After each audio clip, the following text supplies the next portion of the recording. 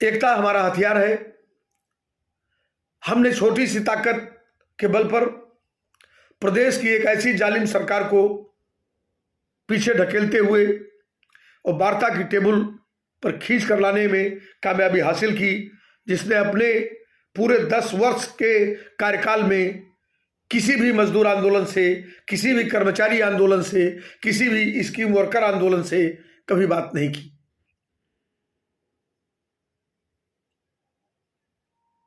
इस आंदोलन का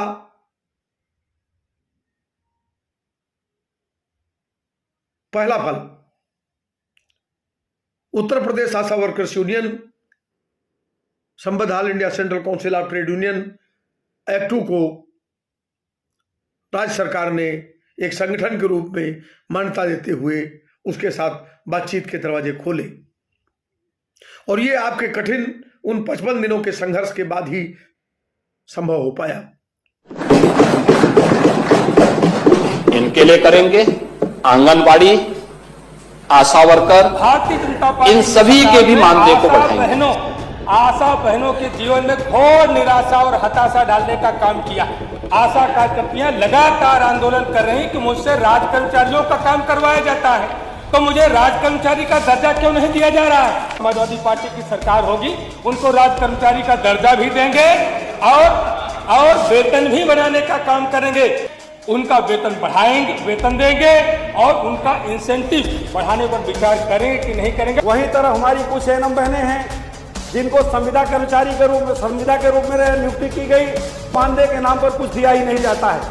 आशा वर्कर्स का मानदेय हमने 2 गुना। भारतीय जनता पार्टी की सरकार में आशा बहनों के जीवन में घोर निराशा और हताशा डालने का काम किया।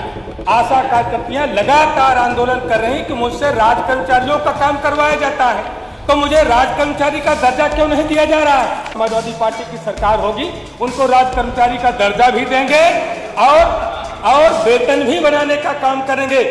उनका वेतन बढ़ाएंगे, वेतन देंगे और उनका इंसेंटिव बढ़ाने पर विचार करेंगे कि नहीं करेंगे। वहीं तरह हमारी कुछ एनम बहनें हैं जिनको संविदा कर्मचारी के रूप में, संविदा के रूप में नियुक्ति की गई, मानदेय के नाम पर कुछ दिया ही नहीं जाता है। आशा वर्कर्स का मानदेय हमने 2 गुना। नमस्ते। उम्मीद है कि आप सब लोग धीरे धीरे अपने काम पर लौट गई होंगी और अपने अपने सामुदायिक स्वास्थ्य केंद्रों पर नई नई तरह के सवाल और चुनौतियों का सामना कर रही होगी। 9 तारीख की बैठक के बाद आप सबसे कोई सीधा संवाद नहीं हो सका, क्योंकि वापस आते समय रात में ही तेज बुखार, खांसी और जुकाम से पीड़ित हो गया था। इस बीच एक सवाल प्रदेश के विभिन्न कोनों से उठता रहा है, और निश्चित तौर से उस सवाल का ही नहीं, किसी भी सवाल का उत्तर देने के लिए संगठन जवाबदेह है। सवाल यह है कि इस आंदोलन का हासिल क्या है। तो जिन लोगों को इस आंदोलन का हासिल 6 तारीख की रात की मीटिंग में समझ में नहीं आया, 7 तारीख को समझ में नहीं आया,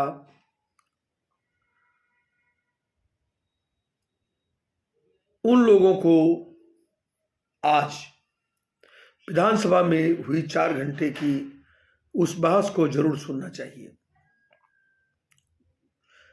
जिस सवाल को आपके सामुदायिक स्वास्थ्य केंद्र के गेट से हमने उठाया, जिला मुख्यालयों पर जिसे हमने आवाज दी, जिस सवाल को लेकर के हमने राजधानी की दहलीज पर दस्तक दी, वे सवाल आज विधानसभा की दीवारों में गूंज रहे थे। आशा वर्कर्स के सवाल आज विधानसभा के विमर्श का हिस्सा बने। प्रदेश की सबसे बड़ी विपक्षी पार्टी ने हमारे उन सवालों को मजबूती के साथ सरकार के सामने रखा। सरकार की ओर से उत्तर देते समय प्रदेश के उप मुख्यमंत्री और स्वास्थ्य मंत्री की हमारे साथ चल रही वार्ता की स्वीकारोक्ति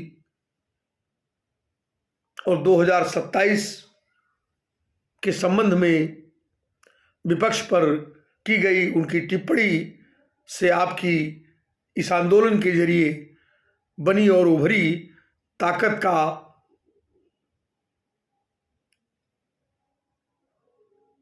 अंदाजा सहज ही लगाया जा सकता है।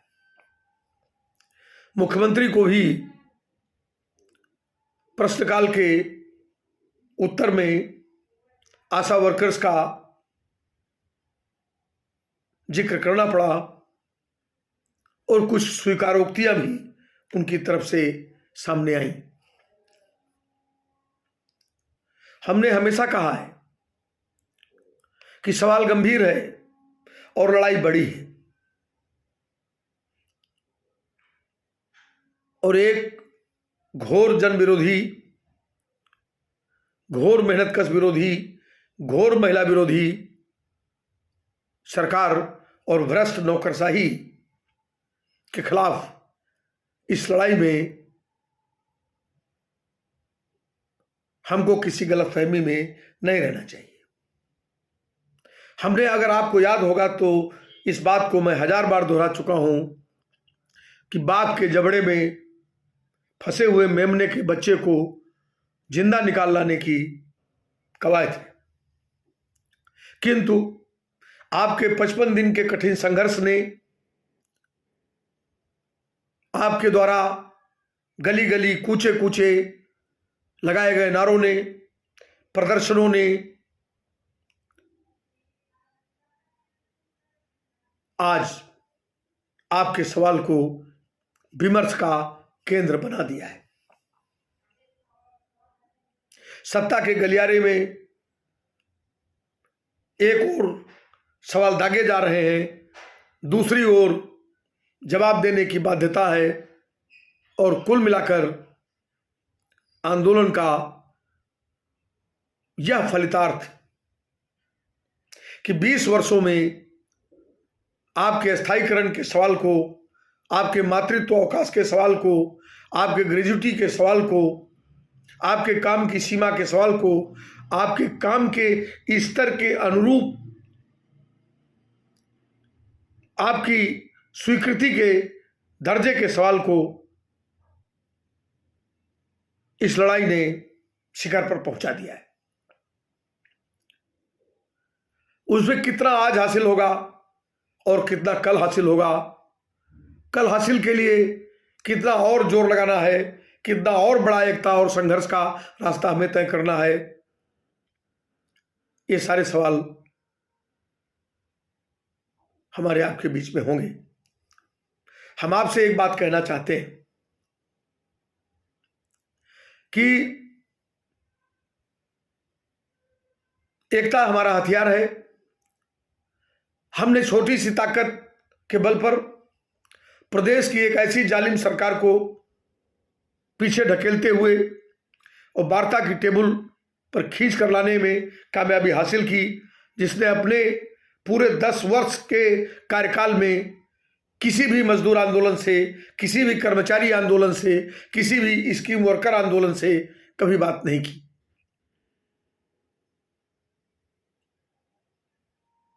इस आंदोलन का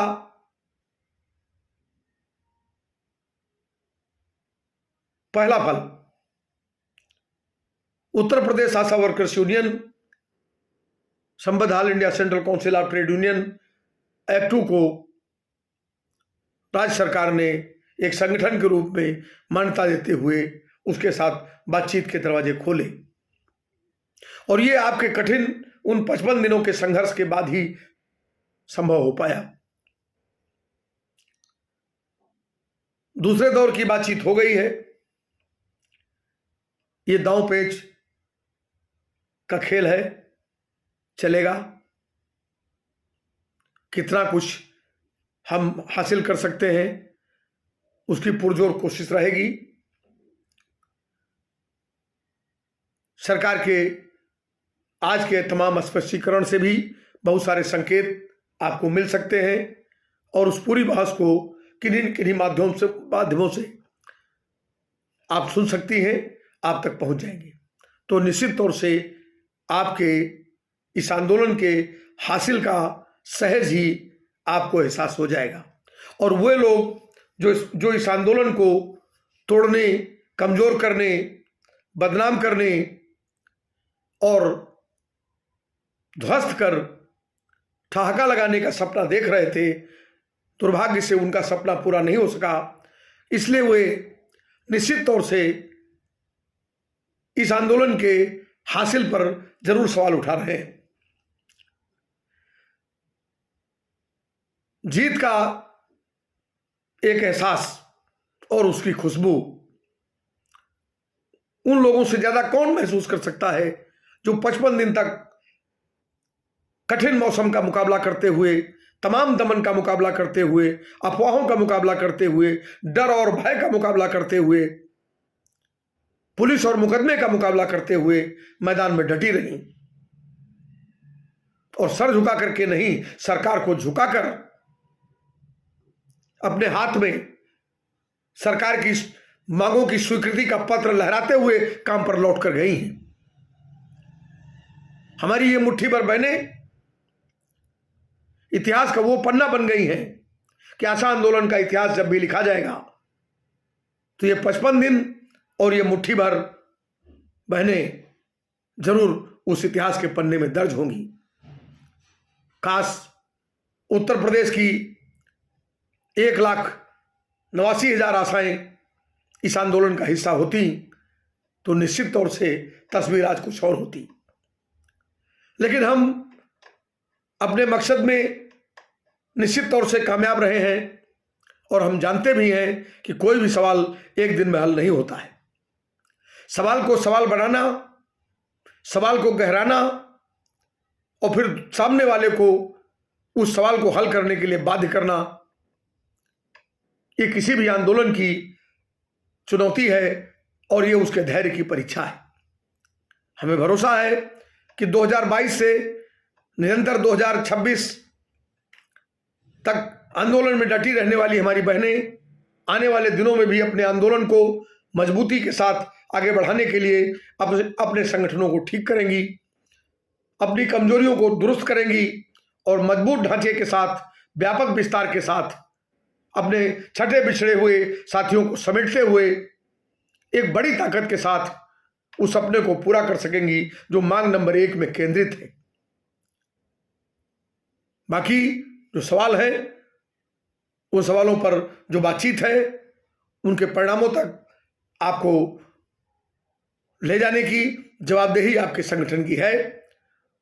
आपके संघर्ष के बल पर जिस मुकाम तक संगठन पहुंचा है, आने वाले दिनों में आपकी एकता और संघर्ष के बल पर ही वो सवाल हल भी होंगे। उत्तर प्रदेश आशा वर्कर्स यूनियन एक्टू उन संगठनों में नहीं है जो संगठन कभी कभी प्रकट होते हैं, अपने मालिकों के हुक्म से झंडा डंडा लेकर मैदान में उतरते हैं और मालिकों के हुक्म से कोठरी में दुबक जाते हैं। Uttar Pradesh ASHA workers union all India central council of trade union की उस क्रांतिकारी धारा का हिस्सा है जो मजदूर आंदोलन को, जो कर्मचारी आंदोलन को, स्कीम वर्कर्स के आंदोलन को रातों दिन बुनता है, जीता है और उसे आगे बढ़ाता है। और इसलिए हम एक बात कहना चाहते हैं कि ग्रुपों में चलने वाले जो संगठन हैं, जो सिर्फ अफवाही गिरोह हैं, जिनको 2 लाइन लिखने का सलीका नहीं है, संवाद के जरिए, वॉइस मैसेजेस के जरिए सिर्फ अफवाहें फैलाना, गाली गलौज करना, आलोचना करना जिनका काम है, उनको नजरअंदाज करते हुए पूरे प्रदेश की आशा बहनों को गोलबंद करने की तरफ हम लोगों को बढ़ना चाहिए। और प्रदेश की वो बहनें जो इस आंदोलन में डर की वजह से, भय की वजह से, किसी लालच और प्रलोभन की वजह से हमारे साथ नहीं थी, उन्हें देखना चाहिए कि जिन बहनों के बगल से आप गुजर करके सामुदायिक स्वास्थ्य केंद्र के भीतर चली गई, वो मुट्ठी भर बहनें अपने आत्मविश्वास और साहस के बल पर डटी रहीं और सरकार को अंततः उन्होंने पीछे ढकेल दिया। और आज प्रदेश के मुख्यमंत्री को सदन के अंदर, स्वास्थ्य मंत्री को सदन के अंदर और विपक्ष की पार्टी को सदन के अंदर आपके सवालों को विमर्श में लाने और प्रत्युत्तर करने के लिए बाध्य कर दिया। आप सबसे हम निवेदन करते हैं, आप सबसे अपेक्षा करते हैं कि आप सब लोग संगठन के प्रति अपनी दृढ़ता, अपना विश्वास, अपना भरोसा बनाए रखिए। लुटेरों की एक मंडली है जो नीचे से लेकर के ऊपर तक बैठी हुई है, हजारों करोड़ रुपए की वसूली है, लाखों करोड़ का गमन है, और निश्चित तौर से वो किसी भी संगठन को इसीलिए नहीं जिंदा रहने देना चाहते हैं, खड़े नहीं होने देना चाहते हैं, नेतृत्व का लगातार मनोबल तोड़ने की इसीलिए कोशिश करते रहते हैं, और वे अपने पाले हुए संगठनों को इसीलिए वो सुरक्षित और संरक्षित रखते हैं कि उनकी दुकानदारी चलती रहे। हम आपको विश्वास दिलाना चाहते हैं कि ये लड़ाई उस मुकाम तक निश्चित तौर से जाएगी जहां पर आपके सारे सवाल हल होंगे और एक बेहतर जिंदगी का सपना बहुत जल्दी हम लोग साकार कर सकेंगे। निश्चित तौर से उम्मीद है कि आप सब लोग इस आंदोलन का जो एहसास है, इस आंदोलन में जो जीत की गरिमा है, इस आंदोलन में सरकार को पीछे ढकेलकर अपने काम पर वापस लौटने का जो गौरव है, सर उठा करके आप सब लोग उस गौरव को संरक्षित करेंगी, उस गौरव को अपनी अन्य उपलब्धियों में बदलेंगी, अपनी एकता को विराट करने में इस गौरव को बदलेंगी, और इसी के साथ आगे की लड़ाई और आगे की मंजिल का रास्ता भी तय करेंगी। अगली वार्ता जब भी 2, 4, 6 दिन में होगी, उसके जो भी परिणाम होंगे आप तक पहुंचाए जाएंगे। आप सबका क्रांतिकारी अभिवादन। लाल सलाम। इनकलाब जिंदाबाद।